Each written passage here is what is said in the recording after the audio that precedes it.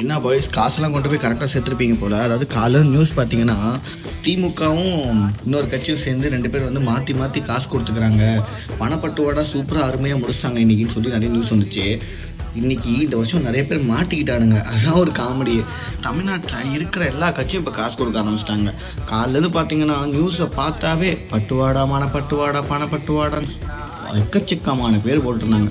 அது இல்லாமல் இப்போது சில கட்சியெல்லாம் பார்த்திங்கன்னா காசே கொடுக்க மாட்டோம் நம்மள்கிட்ட பேசுவாங்க. ஆனால் அவங்களும் காசு வச்சுருக்காங்கன்னு இப்போ தான் தெரியுது. இந்த வருஷம் அவங்களும் கிறக்க ஆரம்பிச்சிட்டாங்க. ஏன்னா வேறு வழி இல்லை, நம்மளால் இந்த வருஷம் வர முடியல, இப்போயும் நம்மளால் வர முடியாதுன்னு சொல்லிட்டு அவங்களும் காசு இறக்க ஆரம்பிச்சிட்டாங்க. கேட்டால் காசே இல்லைன்னு சொல்லி ஒரு கதை வேறு விடுவாங்க. மாதிரி உங்களுக்கு பிடிச்ச இடத்துல ஓட்டு போடுங்க, மறக்காமல் விசில் போட்டு போடுங்க. நாளைக்கு ஒரு ஓட்டு மொத்த 5 வருஷமும் சொல்லணும். இதே போல் ஒரே கட்சிக்கு போட்டுட்ருக்காதிங்க. இப்போ வீட்டில் யாராச்சும் இருந்தாங்கனாலும் அவங்கள்ட்ட சொல்லுங்கள், புது மாற்றம் வேணும், நீ இதுக்கு ஓட்டு போடாத, காசு வாங்கினாலும் பரவாயில்ல, நீ மாற்றி ஓட்டை போடுன்னு சொல்லி மறக்காமல் நாளைக்கு ஓட்டு போட்டுருங்க.